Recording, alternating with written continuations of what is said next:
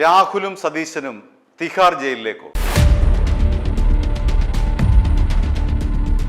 പ്രതിപക്ഷ നേതാവ് രാഹുൽ ഗാന്ധി, കേരള മുഖ്യമന്ത്രി വി.ഡി. സതീശൻ, കർണാടക മുഖ്യമന്ത്രി ഡി.കെ. ശിവകുമാർ, കേരളത്തിലെ കോൺഗ്രസ് എംപിമാർ കഴിഞ്ഞ 21-ാം തീയതി, അതായത് 2026 ജൂലൈ 21-ാം തീയതി എവിടേക്കാണ് മാർച്ച് നടത്തിയത്? പ്രധാനമന്ത്രി നരേന്ദ്രമോദിയുടെ വസതിയിലേക്കാണ് മാർച്ച് നടത്തിയത്. എന്തായിരുന്നു അവരുടെ ആവശ്യം? പാർട്ടി പാർട്ടികൾ ഉന്നയിച്ച ആവശ്യം തന്നെ. കേന്ദ്ര വിദ്യാഭ്യാസ മന്ത്രി ധർമ്മേന്ദ്ര പ്രധാൻ രാജിവെക്കുക തുടങ്ങി പാർട്ടികൾക്ക് പിന്തുണ പ്രഖ്യാപിച്ചുകൊണ്ടാണ് എവിടേക്ക് മാർച്ച് നടത്തിയത്? പ്രധാനമന്ത്രിയുടെ ഔദ്യോഗിക വസതിയിലേക്ക് മാർച്ച് നടത്തിയത്. അങ്ങനെ നടത്താൻ കഴിയുമോ? തീർച്ചയായും ഇല്ല എന്നുള്ളതാണ് യാഥാർത്ഥ്യം. പ്രധാനമന്ത്രിയുടെ ഔദ്യോഗിക വസതിയിലേക്ക് മാർച്ച് നടത്താൻ കഴിയില്ല. നമ്മുടെ നിയമം പറയുന്നത് അതാണ്. പ്രധാനമന്ത്രിയുടെ വസതി എന്ന് പറയുന്നത് അതീവ സുരക്ഷാ മേഖലയാണ്. അവിടേക്ക് സമരമോ ആൾക്കൂട്ടമോ പാടില്ല എന്നുള്ളതാണ് യാഥാർത്ഥ്യം. ഇത് അറിഞ്ഞുകൊണ്ടോ അറിയാതെയോ ആണോ രാഹുൽ ഗാന്ധിയും മല്ലികാർജുന ഖാർഗെയും പ്രിയങ്ക ഗാന്ധിയും വി.ഡി. സതീശനും ഡി.കെ. ശിവകുമാറും അടക്കമുള്ള കോൺഗ്രസിന്റെ മുൻനിര നേതാക്കൾ അവിടേക്ക് മാർച്ച് നടത്തിയത് എന്നുള്ളതാണ് ഇവിടെ പ്രധാനമായി ഉയർന്ന ചോദ്യം. രണ്ടാമത്തെ ചോദ്യം, ഇത്രയും പേരും അന്ന് രാഹുൽ ഗാന്ധിയുടെ നേതൃത്വത്തിലുള്ള വി.ഡി. സതീശനും ഡി.കെ. ശിവകുമാറും കേരളത്തിലെ എംപിമാരും മല്ലികാർജുന ഖാർഗെയും പ്രിയങ്ക ഗാന്ധിയും അടക്കമുള്ള മുഴുവൻ നേതാക്കളെയും വേണ്ടിവന്നാൽ കേന്ദ്രത്തിന് UAPA ചുമത്തി തിഹാർ ജയിലിലടക്കാം. അതാണ് നിയമം. ഇനി നമുക്കതിൻ്റെ സൂക്ഷ്മതലങ്ങളിലേക്ക് വരാം.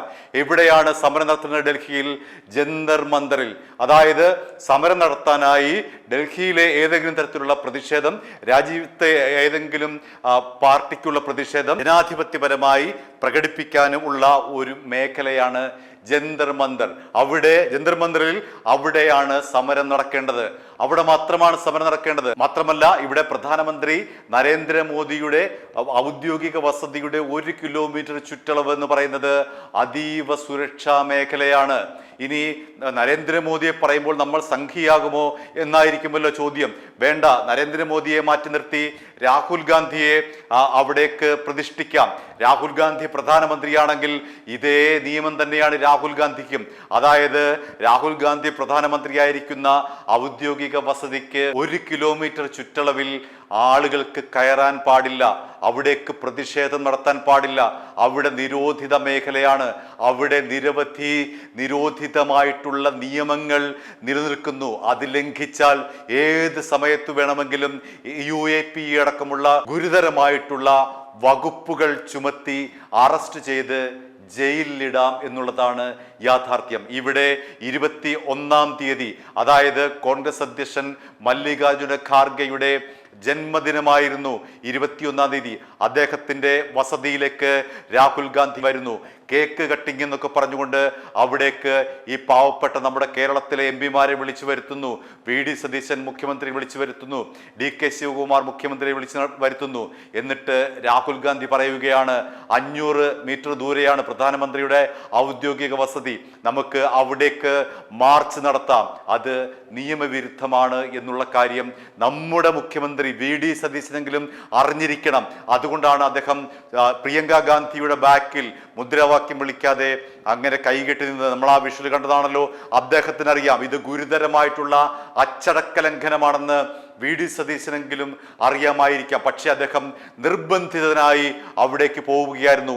രാഹുൽ ഗാന്ധി ഈ പറയുന്ന ഒരു ആട്ടിൻകൂട്ടത്തെ പോലെ നമ്മുടെ എംപിമാരെയും വി.ഡി. സതീശനടക്കമുള്ള മുഖ്യമന്ത്രിമാരെയും ഡി.കെ. ശിവകുമാർ അടക്കമുള്ള മുഖ്യമന്ത്രിമാരെയും അവിടേക്ക് ആട്ടിത്തെളിയിക്കുകയായിരുന്നു. എന്തിനു വേണ്ടി? മീഡിയയുടെ അറ്റൻഷൻ മാറാൻ വേണ്ടി. 2-3 പ്രശ്നങ്ങളോട് രാഹുൽ ഗാന്ധിക്ക്.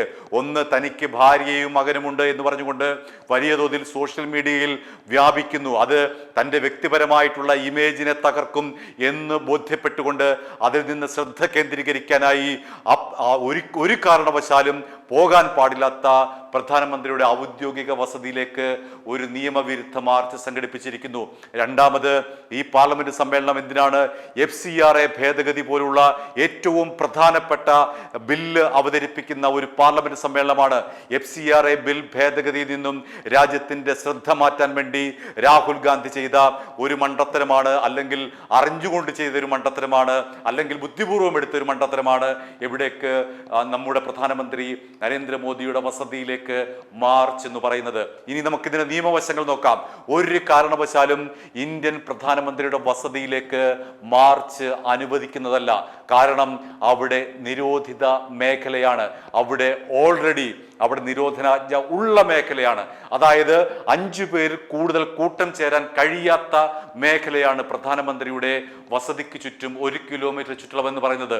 അവിടേക്ക് വരാൻ പാടില്ല, അവിടേക്ക് സമരവുമായി വരാൻ പാടില്ല, അവിടേക്ക് 10 പേരടങ്ങുന്ന ഒരു സംഘം മുൻകൂട്ടി അനുമതി മേടിക്കാതെ വരാൻ പാടില്ല. 5 പേരിൽ കൂടുതൽ അടങ്ങുന്ന ഒരു സംഘം മുൻകൂട്ടി അനുമതി മേടിക്കാതെ അവിടേക്ക് വരാൻ കഴിയില്ല. അവിടേക്കാണ് യാതൊരു മുന്നറിയിപ്പുമില്ലാതെ ഒരു മിന്നൽ പ്രകടനം രാഹുൽ ഗാന്ധി നയിച്ച് എത്തിയിരിക്കുന്നത്.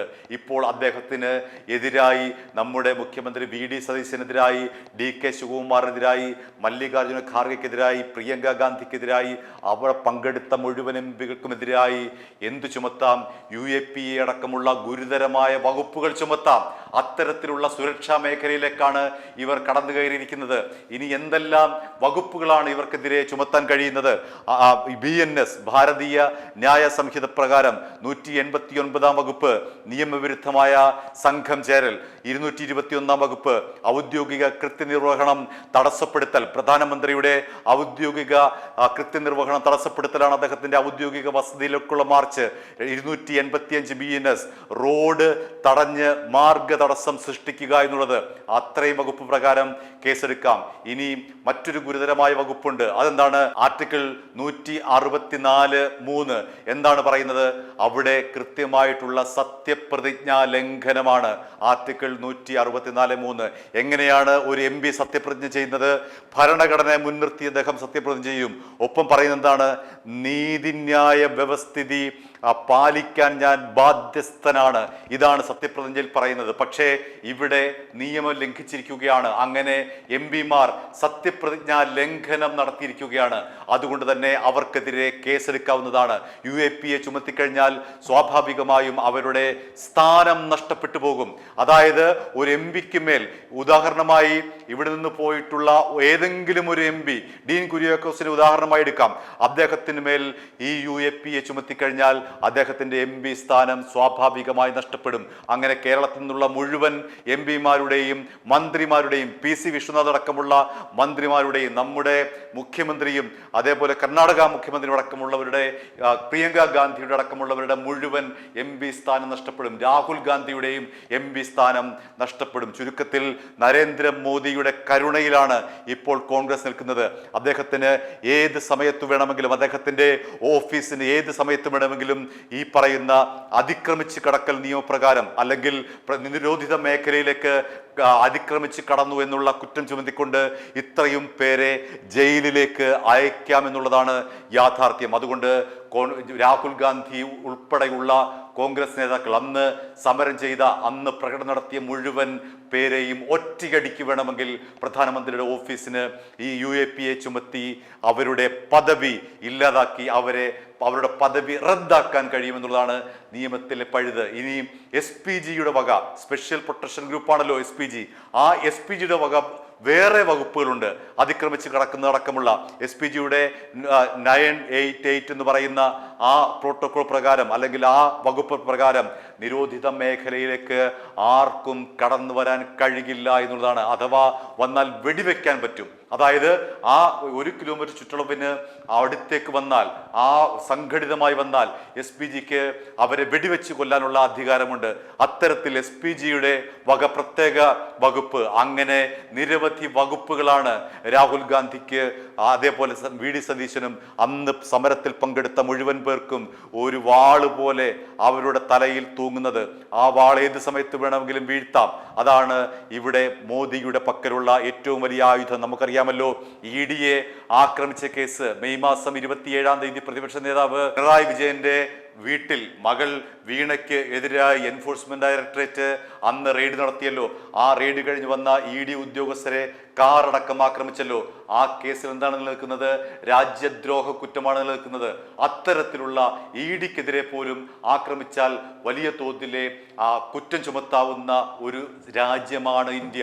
അവിടെയാണ് പ്രധാനമന്ത്രിയുടെ നിരോധിത മേഖലയിലേക്ക്, പ്രധാനമന്ത്രിയുടെ ഔദ്യോഗിക വസതിയായിട്ടുള്ള അവിടെ നിരോധിത മേഖലയിലേക്ക് ഇങ്ങനെ ജനശ്രദ്ധ തിരിച്ചുവിടാൻ വേണ്ടി FCRA ഭേദഗതി നിയമത്തിൽ നിന്ന് ശ്രദ്ധ മാറ്റാൻ വേണ്ടി രാഹുൽ ഗാന്ധി ചെയ്ത ഒരു കുബുദ്ധി ഇപ്പോൾ കോൺഗ്രസിനാകെ തന്നെ ഭയത്തിൻ്റെ മുൾമുനയിലേക്ക് ആ കുബുദ്ധി എത്തി നിൽക്കുന്നു. ഏത് സമയത്ത് വേണമെങ്കിലും പ്രധാനമന്ത്രിയുടെ ഓഫീസിന് ഒരു ഉത്തരവിട്ടുകൊണ്ട് ഇവരുടെ ഔദ്യോഗിക പദവി റദ്ദാക്കാവുന്നതേ ഉള്ളൂ. കാരണം അവിടെ Z+ കാറ്റഗറി ഉള്ള സ്ഥലമാണ്. അവിടേക്കാണ് ഈ പറയുന്ന രാഹുൽ ഗാന്ധി അടക്കമുള്ളവർ കുതിച്ചു പാഞ്ഞെത്തിയത്. അവിടെയാണ് സത്യാഗ്രഹം നടത്തേണ്ടത്. ഒരു കാരണവശാലും അവിടെ സത്യാഗ്രഹമോ സമരമോ പാടില്ല എന്നുള്ളതാണ് നിയമം. ആ നിയമം ലംഘിച്ചിരിക്കുകയാണ് രാഹുൽ ഗാന്ധിയും കൂട്ടരും. അതുകൊണ്ട് അവരെ ഏത് സമയത്ത് വേണമെങ്കിലും തിഹാർ ജയിലിലേക്ക് അയക്കാവുന്ന വകുപ്പുകളുണ്ട്. പക്ഷേ അത് ഇപ്പോൾ മോദിയുടെ കാരുണ്യത്തിൽ മാത്രമാണ് ഇത്രയും പേർ നിലനിൽക്കുന്നത് എന്ന് ചുരുക്കം. i2i News, an eye for truth. i2i News subscribe ചെയ്തിട്ടില്ലാത്തവർ ഇപ്പോൾ തന്നെ സബ്സ്ക്രൈബ് ചെയ്യുക. നോട്ടിഫിക്കേഷൻ ലഭിക്കുവാൻ ബെൽ ബട്ടണും അമർത്തുക.